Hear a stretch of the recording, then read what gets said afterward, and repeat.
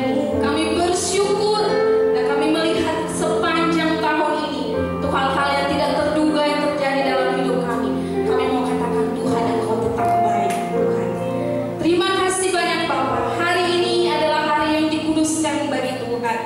Biar Engkau hadir dan Engkau melawat umat-Mu yang datang dengan hati yang rindu untuk mencari Engkau. Terima kasih banyak Bapa. Terima kasih. Terpujilah nama-Mu. Ibadah ini dari awal hingga akhir kami persembahkan hanya untuk Tuhan, Allah yang menjadi satu-satunya Tuhan dan Raja kami. Terima kasih banyak Bapa. Roh-Mu hadir di tengah kami, menguatkan, meneguhkan kami Tuhan, untuk kami tetap percaya kepada Engkau. Dalam nama Yesus kami berdoa.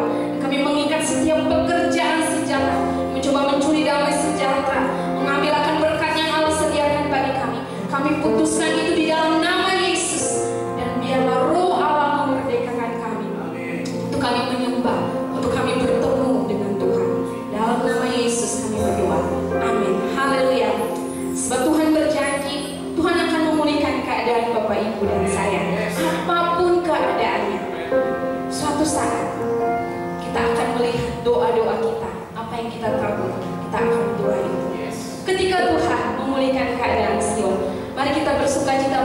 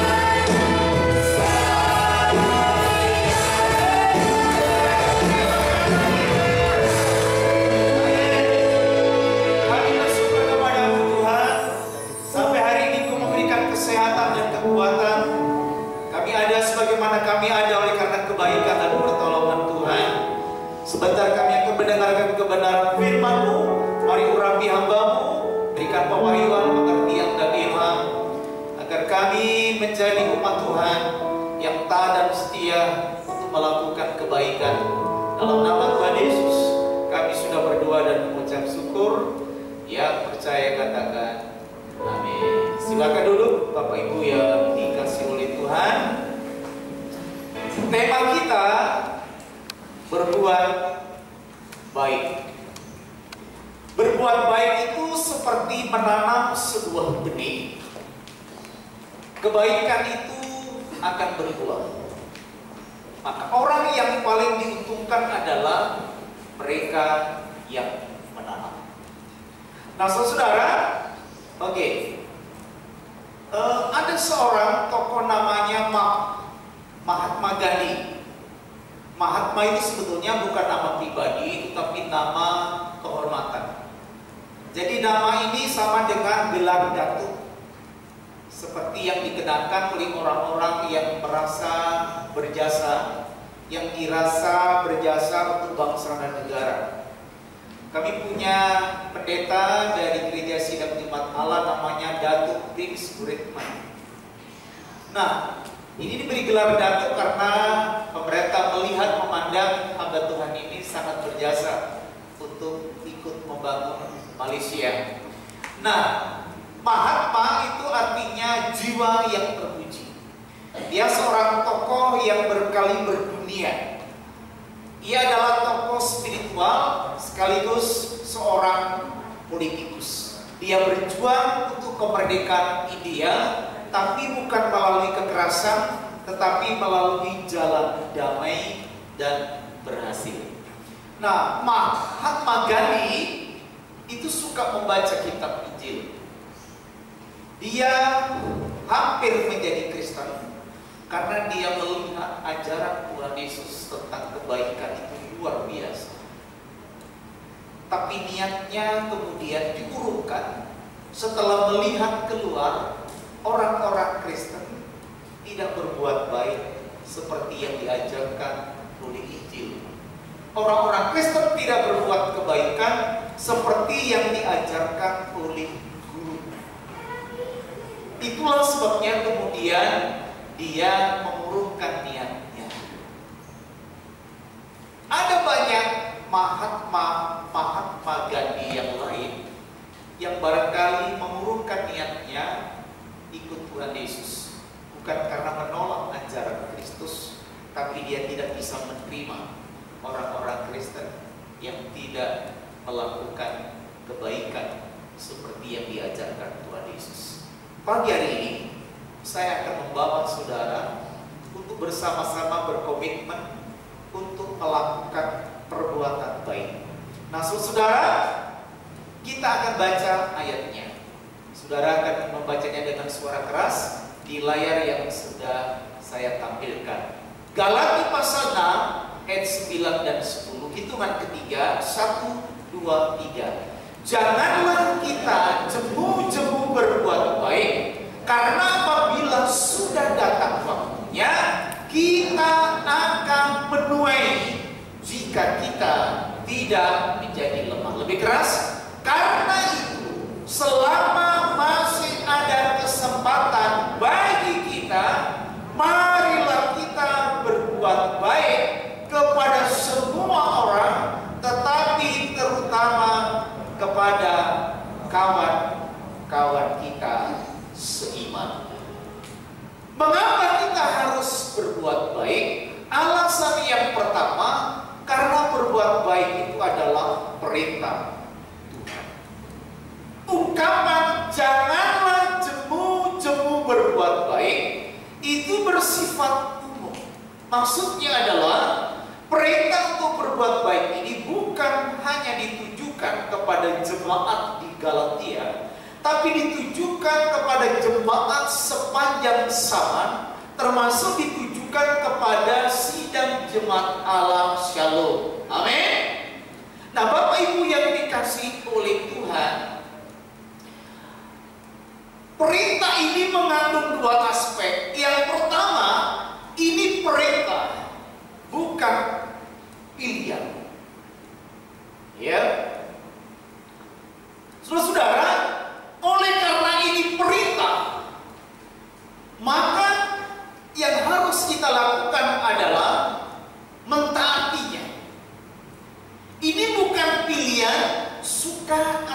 suka berbuat baik, mau atau tidak mau berbuat baik, kita tidak lagi diberikan alasan apapun yang menyebabkan kita tidak berbuat baik. Bicara soal alasan, manusia paling pintar membuat alasan. Oleh sebab itu iblis pernah melakukan survei bagaimana caranya menjatuhkan orang Kristen. Bukan karena dia tidak tahu firman Allah.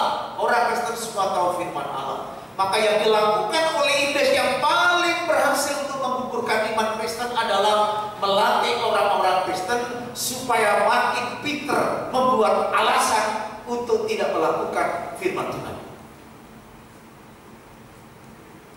Ada 1001 alasan yang bisa kita kemukakan agar kita tidak berbuat kebaikan.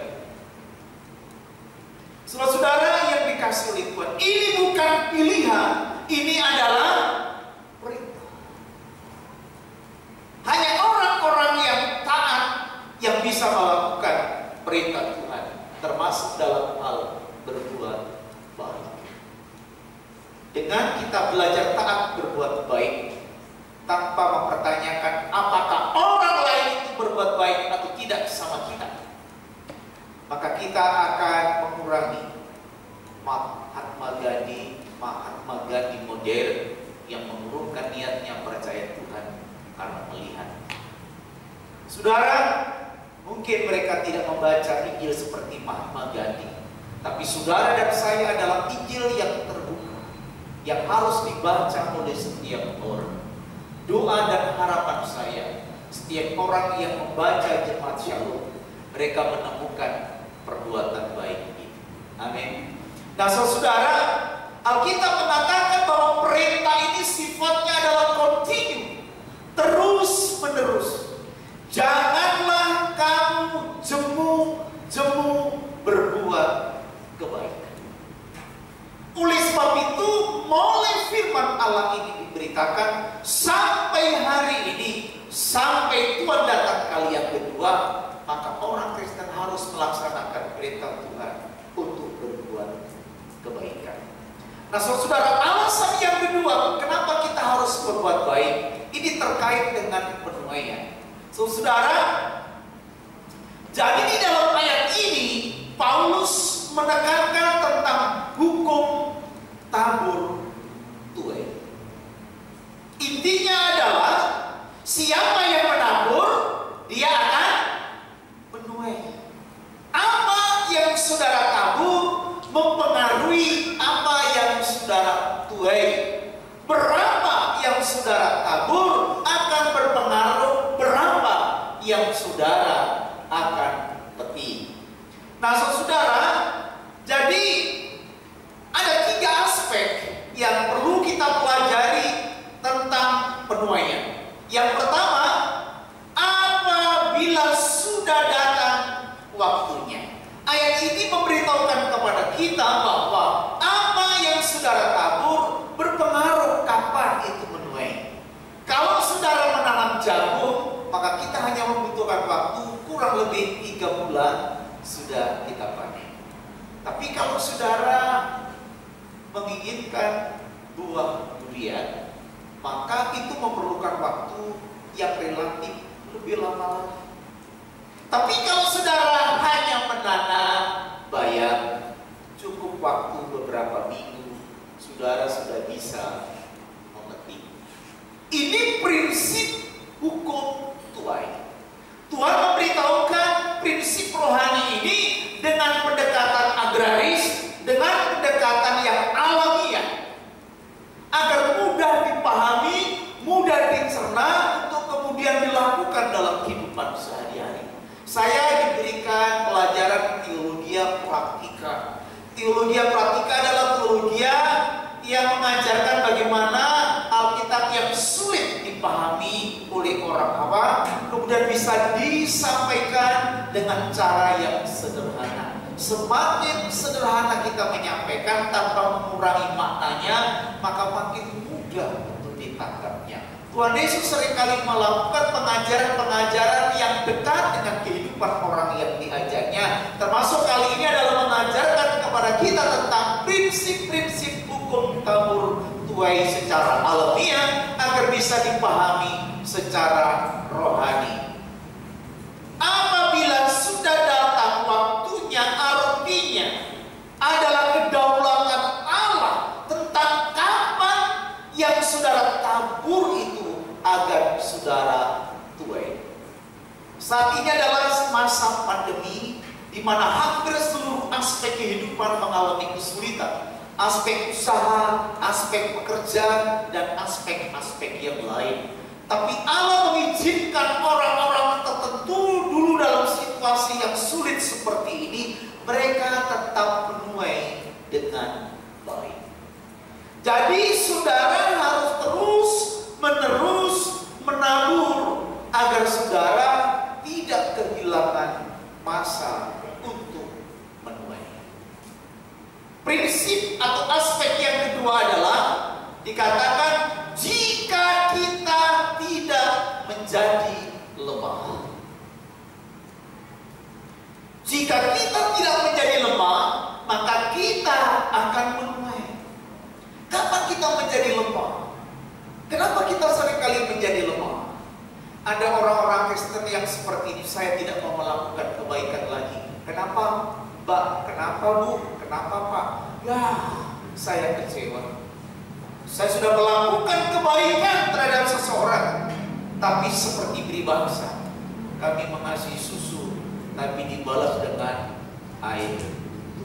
Saya kecewa, saya sedih, saya marah, saya tidak mau melakukan kebaikan lagi, saya tidak mau menolong orang lain lagi. Bapak Ibu, kita menjadi lemah untuk berbuat baik. Kenapa kamu tidak berbuat kebaikan lagi? Saya kecewa. Dia tidak menghargai perbuatan baik saya. Saudara-saudara, paradigma kita harus dirubah. Pertama, untuk berbuat kebaikan itu adalah perintah. Kita berbuat baik bukan karena Dia baik sama kita. Bahkan kita diminta berbuat baik kepada semua orang. Nah, semua orang tidak semuanya baik.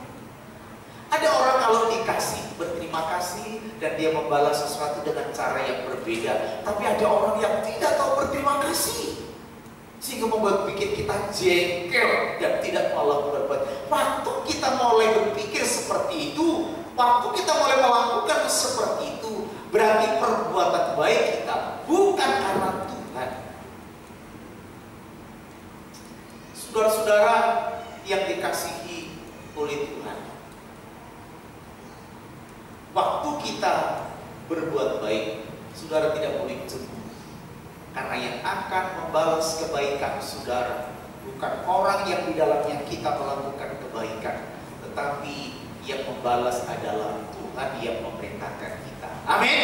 Pada waktu kalau orang seperti biasa, orang melakukan kebaikan kepada orang lain supaya orang lain juga melakukan kebaikan sama kita. Allah tidak memerintahkan kepada siapapun juga. Jangan menjadi untuk berbuat kebaikan. Yang ketiga, terutama kepada kawan seiman. Kita harus berbuat kepada semua orang, tapi terutama kepada saudara seiman. Lakukan kebaikan pada lingkup yang lebih kecil. Kemudian terus progresnya lakukan kebaikan pada lingkup yang lebih besar. Sampai akhirnya saudara memiliki kekuatan, kemampuan untuk melakukan kebaikan kepada semua orang. Jangan berpikir terlalu jauh, ingin melakukan kebaikan kepada semua orang. Kepada teman satu gereja saja, kita sulit untuk melakukan kebaikan. Kita seringkali sulit melakukan kebaikan dengan orang-orang terdekat, karena orang-orang terdekat inilah yang seringkali menyakiti kita. Kenapa dia menyakiti kita? Karena sering ketemu. Jangankan dalam komunitas gereja, keluarga itu kalau sering bertemu bertengkar, betul nggak? Tapi kalau lama ketemu, kapan kepin ketemu? Nah, pilihannya dua aja. Apabila kita ketemu kebagian setahun sekali, pasti nggak ada masalah di dalam gereja ini. Waduh, kangen sekali kita ingin ketemu. Saudara, kita harus bisa membedakan. Nah, mari kita melakukan kebaikan Saudara, kenapa? Karena kamu akan menuai jika tiba waktunya. Jika kita tidak menjadi lemah. Kami yakin dan percaya apa yang saudara tabur pasti akan saudara. Yang ketiga, mengapa kita berbuat kebaikan? Sebab ada peluang. Ayat yang ke-10 tadi kita akan lihat kembali. Ya. Karena itu selama masih ada kesempatan bagi kita. Saudara, waktu itu orang-orang Kristen di Yerusalem sedang mengalami bencana kelaparan. Paulus memerintahkan kepada jemaat yang ada di Galatia agar berbuat baik untuk saudara-saudaranya, orang-orang suci yang ada di Yerusalem. Dengan segenap hati dan penuh ketaatan, Alkitab mencatat mereka memberi lebih dari kemampuan mereka. Mereka memberi lebih daripada yang diminta oleh Rasul Paulus. Kenapa? Jangan kamu sesat. Allah tidak bisa dipermainkan. Siapa yang menabur sedikit akan menuai sedikit. Siapa yang menabur banyak akan menuai banyak. Berdasarkan kebenaran itulah mereka menabur sesuai dengan apa yang ia inginkan untuk menuai. Orang yang tidak menabur, dia akan kekurangan karena tidak keturunan. Dan orang yang ingin berlebihan, dia akan menabur lebih banyak dari orang lain. Saudara yang dikasihi Tuhan, bagi saudara sekarang diberikan kesempatan untuk berbuat baik. Ini adalah gambar gereja kita. Sekarang gambar secara detail untuk dimensi yang lain sedang dibuat untuk bisa menghasilkan rap yang tepat. Saudara, gereja ini sudah berumur 28 tahun, 3 tahun lagi sudah 30 tahun, dan di sana sini sudah ada banyak yang rusak. Gereja kita adalah gereja perkotaan, bukan gereja yang ada di dalam kota, tapi paradigmanya desa. Gereja kita harus menarik. Oleh sebab itu kita harus membangun gereja yang lebih baik dari yang sekarang dengan kapasitas yang lebih banyak. Alasan berikutnya adalah 10 tahun terakhir angka urbanisasi di Kota Malang mencapai angka 12%. Pendukung kita dari Kediri, dari Tulungagung, dari Blitar, dari Pasuruan, dari mana lagi? Lumajang dan sekitarnya. Hunian-hunian baru terus bermunculan. Dan di antara mereka yang ke kota ini adalah anak-anak Tuhan atau mereka yang akan ditangkap oleh Tuhan. Gereja ini harus menjadi gereja yang menarik, yang bisa menjangkau banyak. Kita akan membuat kelompok-kelompok kecil untuk menjangkau daerah di mana ada banyak orang yang percaya. Kemarin kami ada di Puncak Dieng, di sana hampir 80% orang Kristen. Tapi di sana tidak boleh ada gereja, persekutuan boleh. Kalau kita menjangkau orang-orang di sana, harus kita bawa ke sini. Saudara, oleh sebab itu keberadaan gereja ini dengan kapasitas yang lebih besar, dengan model yang lebih modern, sesuai dengan perkotaan. Ini sebuah keniscayaan. Saya meminta saudara menjadi historis maker. Saudara menjadi pembuat sejarah yang mengubah paradigma baru. Saudara bukan orang yang membaca sejarah. Saudara adalah orang yang membuat sejarah. Kontribusi saudara dengan doa, dengan bantuan dana akan membuat apa yang diimpikan ini terwujud. Saya sudah membentuk panitia dan panitia akan memegang tanggung jawab ini, dan mereka sekarang meminta saudara mengambil komitmen untuk membantu pekerjaan Tuhan ini. Saudara yang dikasihi oleh Tuhan, saudara memiliki kesempatan. Pertama, Kita diberikan kesempatan karena saudara masih hidup. Amin. Ini adalah alasan. Karena saudara masih diberi kesempatan hidup. Kalau sudah mati, saudara nggak bisa berbuat apa-apa. Tadi saya mengatakan beberapa bulan terakhir ini kami sering melayani teman-teman kami yang meninggal. Mereka tidak mendapatkan kesempatan lagi seperti saudara. Saudara diberikan kesehatan, saudara diberikan kekuatan, saudara masih hidup. Saudara memiliki kesempatan untuk berbuat baik dalam tanda petik untuk membantu terrealisasinya pembangunan gedung gereja Shalom yang baru. Saudara yang dikasihi oleh Tuhan. Yang kedua, barangkali saudara tidak memiliki cukup banyak uang, tidak ada masalah.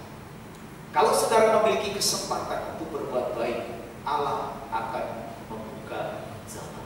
Alkitab mengatakan, Dialah yang menyediakan benih untuk ditanam. Kalau saudara mau berkomitmen untuk berbuat sesuatu, Tuhan berikanlah kami benih untuk kami tanam. Sama seperti Kau memberikan roti untuk kami makan, maka Allah akan membuka jalan untuk saudara berbuat sesuatu. Pak Amsal, saya tidak memiliki cukup banyak uang. Tidak apa-apa. Tuhan meminta apa yang saudara punya. Prinsipnya adalah sedikit kali banyak. Hasilnya banyak. Mungkin hanya 10.000 setiap minggu atau 100.000 setiap bulan. Dalam janji iman saudara ke depan selama pembangunan itu amat sangat berkontribusi bagi kita semuanya. Saudara, berdoalah nanti, ambillah komitmen untuk berbuat kebaikan. Mas Nanda akan memutarkan, Mas Randia akan memutarkan video untuk menyegarkan saudara kembali tentang pembangunan kita ke depan. Oke, ya.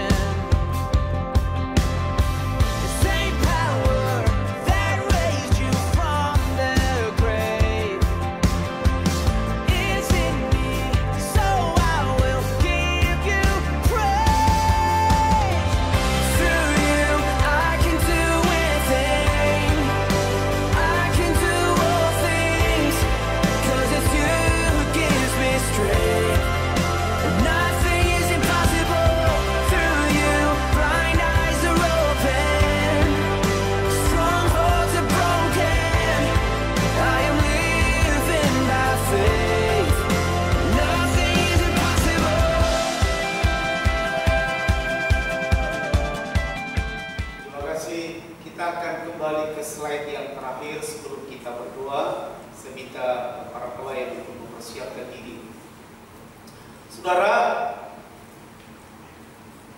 hakikat berbuat baik itu bukan semata-mata pada perbuatan. Perhatikan statement yang saya tulis ini. Hakikat berbuat baik itu bukan semata-mata berbuat yang baik. Kalau mau pilkada, banyak orang berbuat baik, ya. Kasih ini, kasih itu, lakukan ini, lakukan itu. Habis itu bilang, tolong 12 nomor 2. Hakikat berbuat baik bukan semata-mata pada perbuatan baik, tetapi pada ketulusan hati. Waktu saya melakukan kebaikan, motivasinya untuk apa? Bukan untuk diri, tapi untuk orang yang kita tahu. Hari-hari ini ada demonstrasi menolak Omnibus Law karena dianggap merugikan kaum buruh. Betulkah kaum buruh dirugikan? Tidak. Jokowi berjuang untuk menolong kaum buruh. Yang demonstrasi juga bilang membela kaum. Yang benar yang mana? Tidak mungkin benar dua-duanya. Kita melihat apakah perbuatan baik kita itu disertai dengan ketulusan.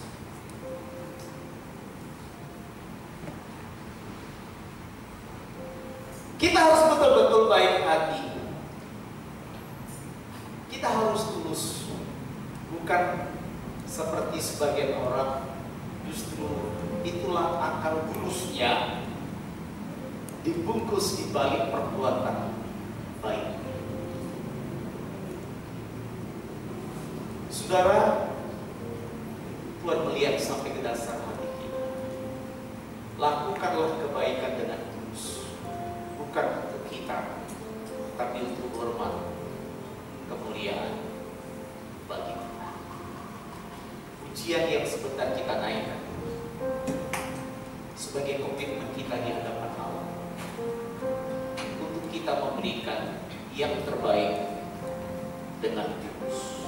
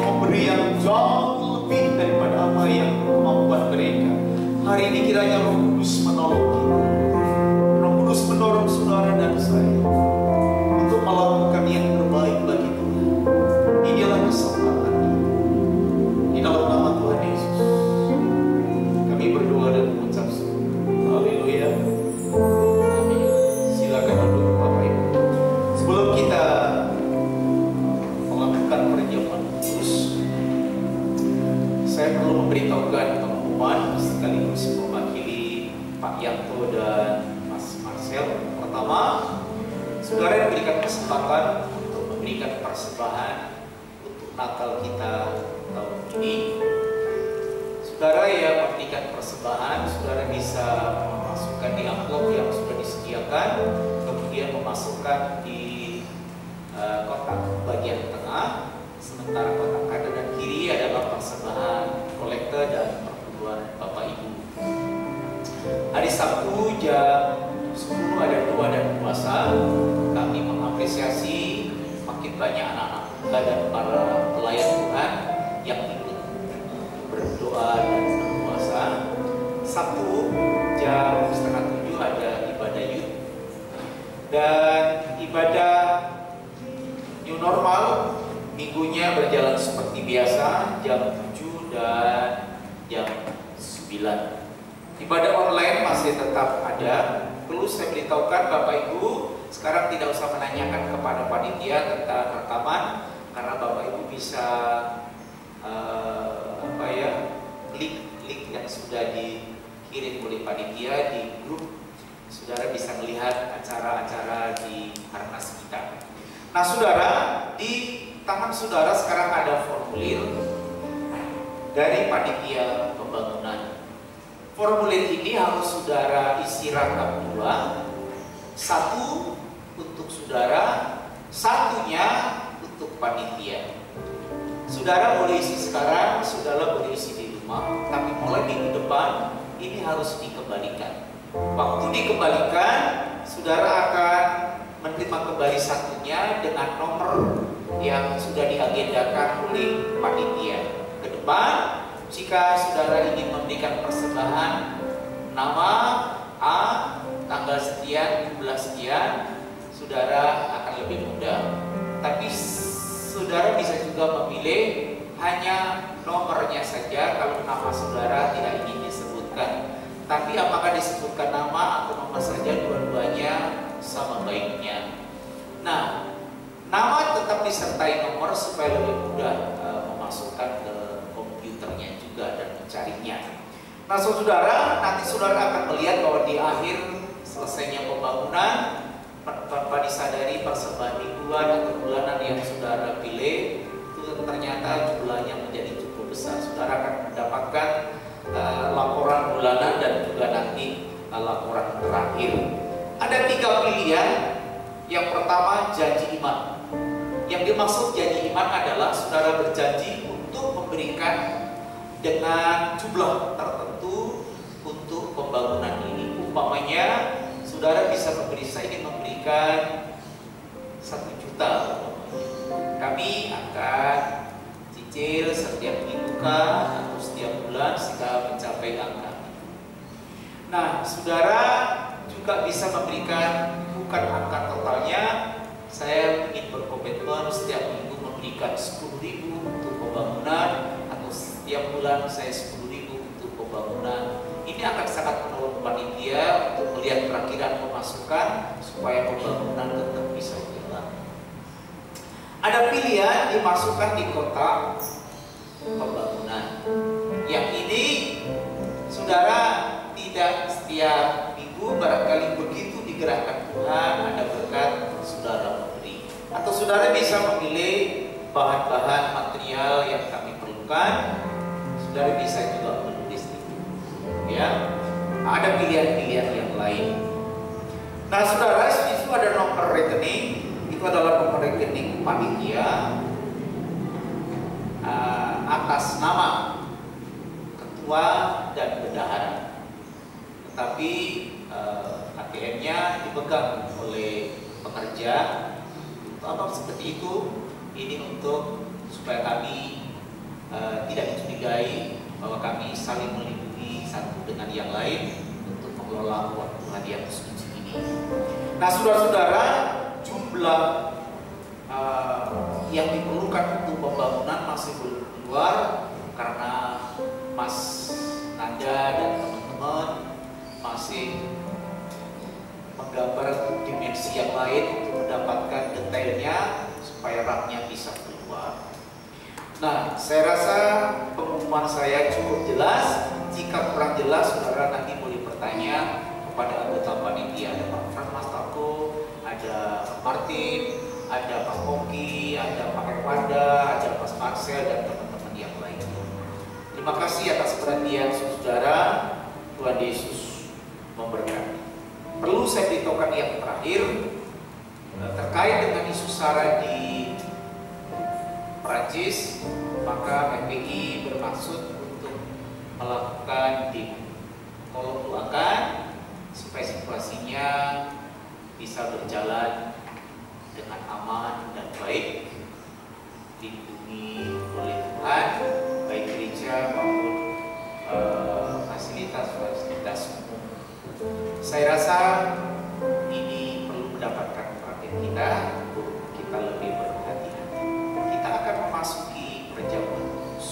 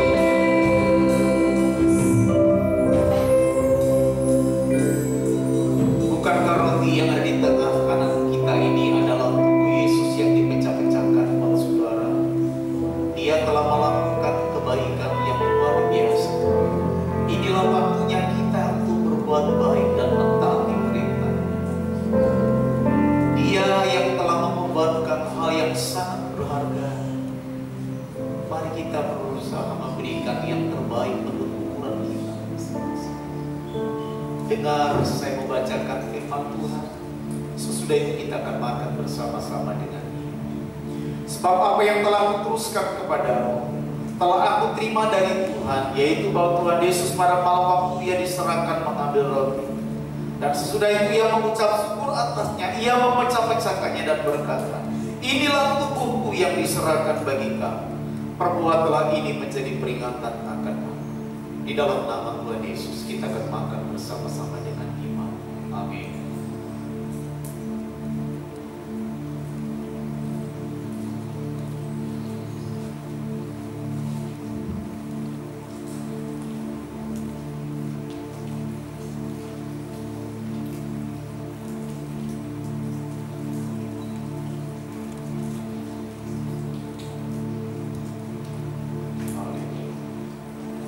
Mari kita angkat tinggi-tinggi anggur di tangan sebelah. Bukankah anggur ini adalah darah Tuhan Yesus yang dicurahkan buat saudara dan saya? Dia telah memberikan yang terbaik, darah. Berusahalah memberikan yang terbaik untuk dia yang layak menerima yang terbaik. Dengar saya membacakan firman Tuhan. Sesudah itu kita akan minum bersama-sama dengan Dia.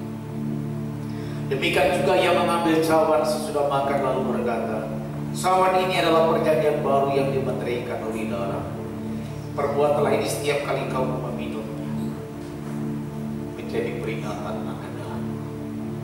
Di dalam nama Tuhan Yesus kita akan minum bersama-sama dengan Dia.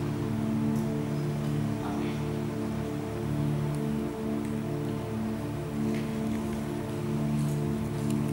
Haleluya. Puji Tuhan.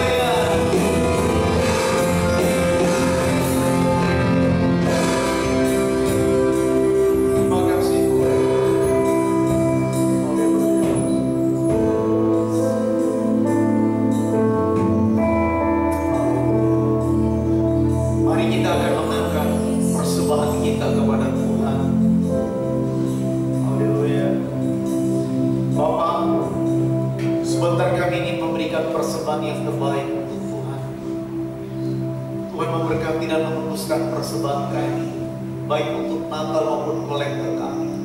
Biarlah persembahan kami menjadi dupa yang berbau harum di hadapan hadirat Tuhan. Tuhan akan memberkati anak-anak-Mu, supaya apa yang sudah kami persembahkan dapat dikelola dengan baik untuk hormat kemuliaan Tuhan. Allah mencukupkan kebutuhan operasional kami. Tuhan mencukupkan kebutuhan untuk Natal tahun 2020. Dan setiap tangan yang sudah terulur dua hamba, Allah akan membalas berlipat kali ganda. Sebentar kami akan meninggalkan tempat ini, pulang ke rumah kami masing-masing. Tuhan jaga, lindungi dan berkati kami, supaya kami sampai di rumah dengan selamat. Kami terus berdoa untuk bangsa dan negara kami, karuniakan keamanan dari Sabang sampai Merauke. Tuhan yang akan pegang kendali untuk semua keselamatan bangsa kami.